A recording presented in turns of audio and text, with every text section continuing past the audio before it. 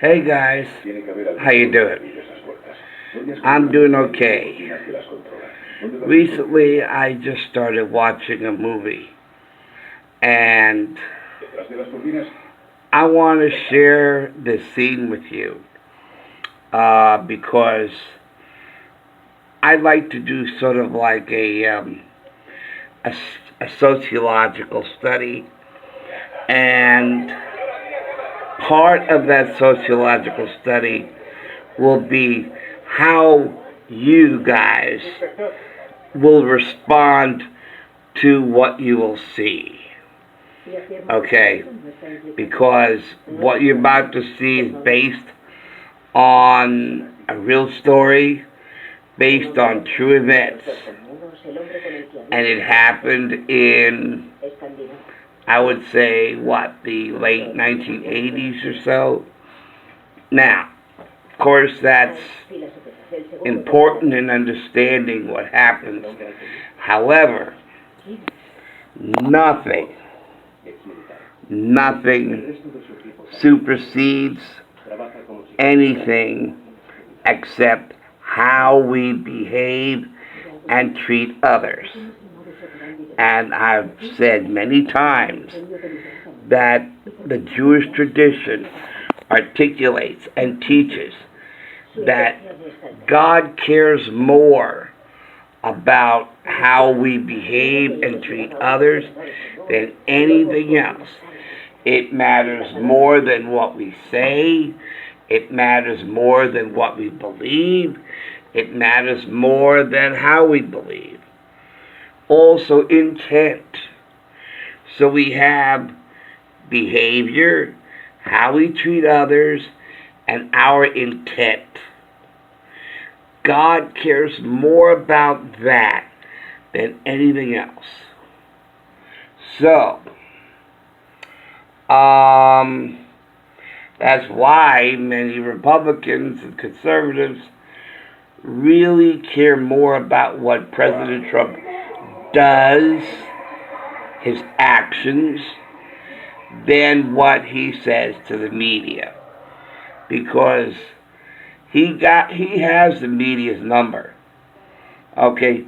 He knows what gets the media riled up. And the media falls into his trap every single time. And so, oh my God, the president said this, and he said that. They fall for it every time. The media, they just don't get it. Reporters just don't get it. He's playing them.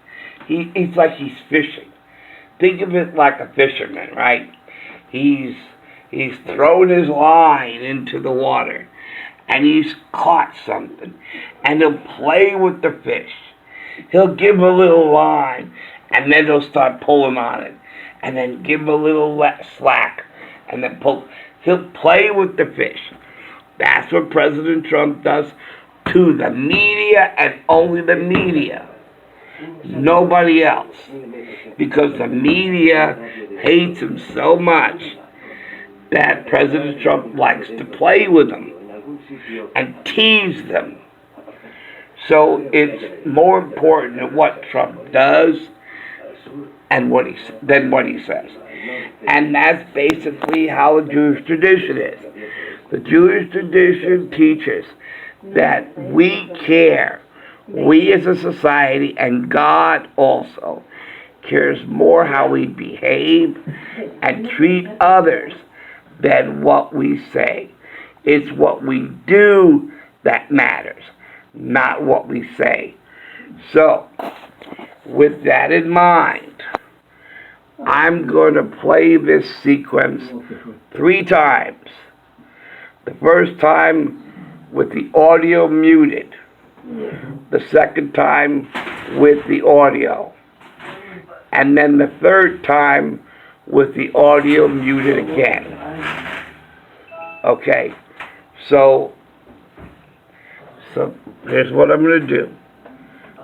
We're going to take the audio and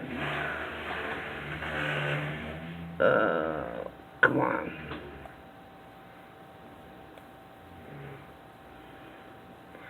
Okay. The audio is now muted. So we will watch this scene without the audio. Now, watching the scene without the audio,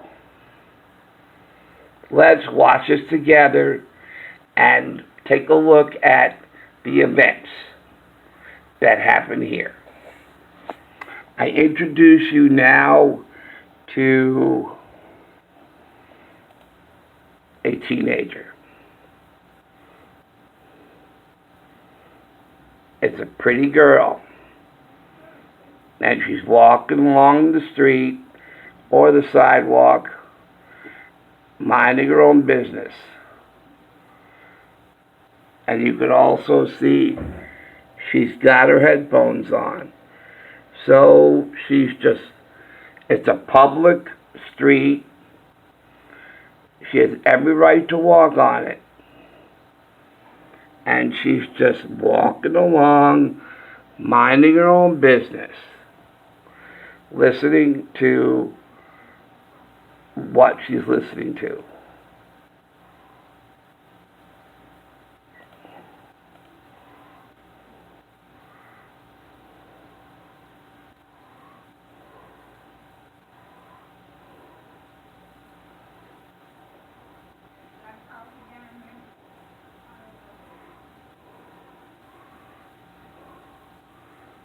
Okay, look what's going on in the background.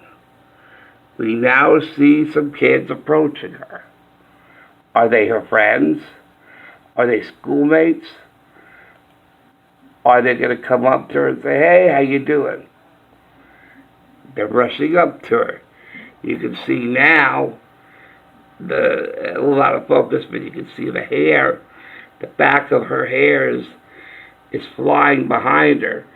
And you could also see that she's almost in a run.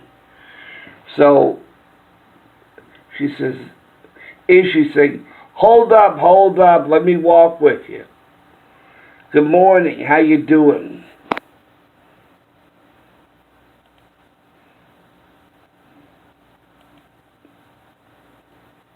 Now they're rushing up behind her. This looks like a very friendly encounter, doesn't it? She says, "Hey, I know who that is. Hey, let's greet her. Good morning." I said, "Hey, good morning. Hey, how you doing? Walk with us."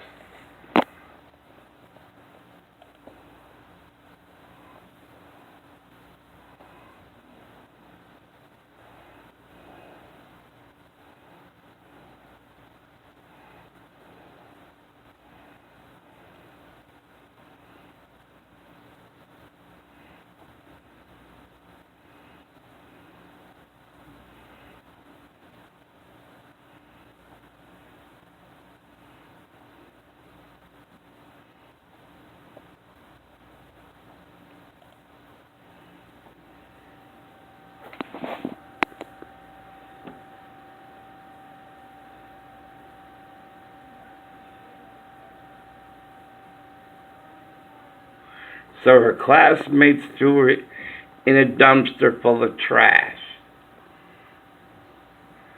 And as you could tell, they were laughing and slapping each other. Is this how you treat other people?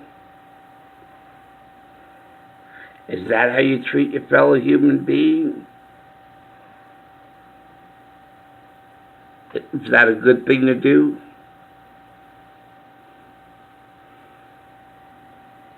How do you think she's feeling? She was just walking along, minding her own business, and they sneak up behind her, and they tear her headphones out of her ears, haul her bodily toward the dumpster, and lifted her up and threw her in the dumpster.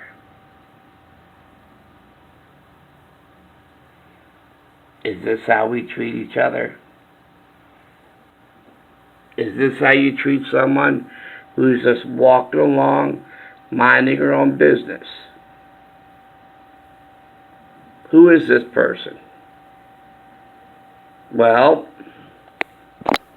we know, according to the Jewish tradition, that each person is a universe. According to the Jewish tradition, each person is a universe. And every time we save anyone from death, we're saving an entire universe. Anytime we murder somebody, destroy somebody, take the life of somebody, it is said that that person destroyed an entire universe.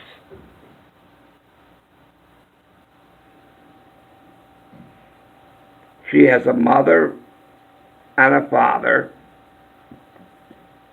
presumably. She has friends, presumably. She has relatives, brothers, sisters, presumably. She has dreams. She has goals. She has aspirations. She might have them. She might not have them.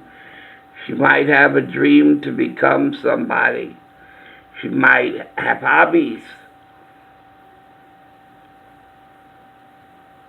She definitely has people who love her.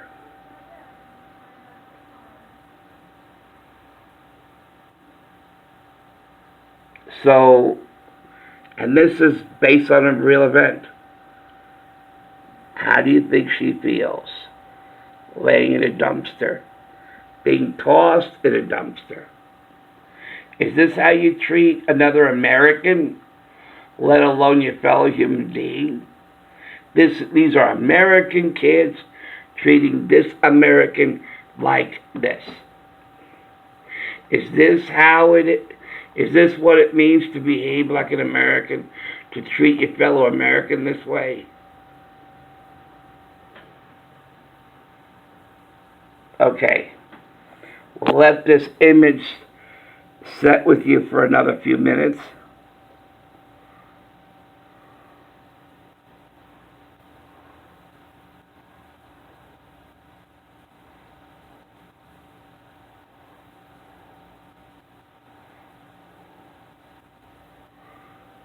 How do you think she's feeling?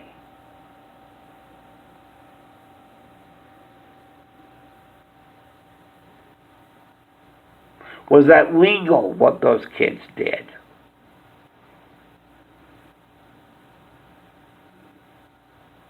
Was it morally right, what these kids did to her? What these kids did to her, did that hit the moral bullseye, or did it not even go near the target? Miss the target completely.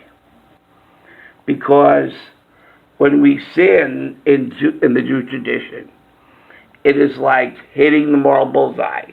When we miss, we're always trying to hit that moral bullseye. And every time we miss hitting that moral bullseye, that is called a sin. And in atonement for that sin, we feel bad that we committed that sin. We acknowledge it first. We acknowledge it, yes, I was wrong. I committed that sin. But the next stage is to feel remorse. And then the third stage of atonement for that sin is, by golly, I'm never doing that again. I'm going to do my damnedest to do better, and I'm going to do my damnedest to never do that again. Because that was morally wrong. And that's the same as going over to where the arrow is, retrieving it, going back to the line, and shooting again, hoping to hit the moral bullseye, if not at least closer to hitting the moral bullseye. So did these kids hit the moral bullseye? Is it moral what they did? Okay. Now, I'm going to replay the scene again, this time with the audio. Okay. Now I'll let you ponder that.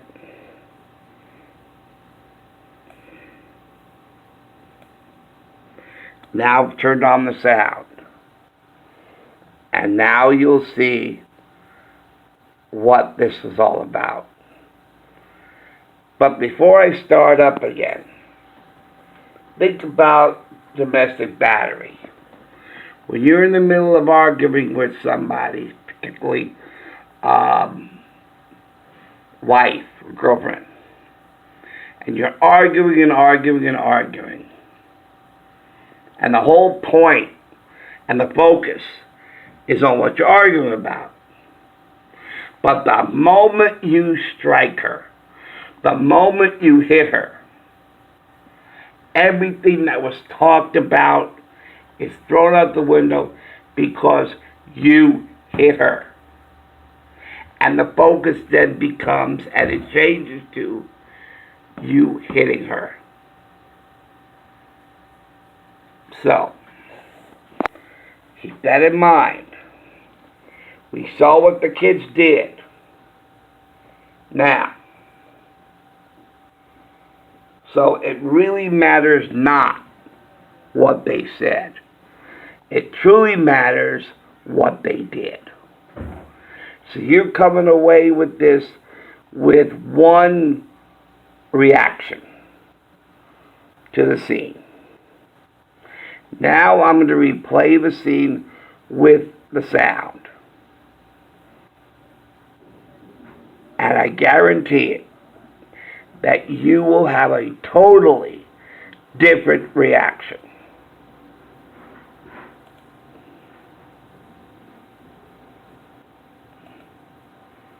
Hold it.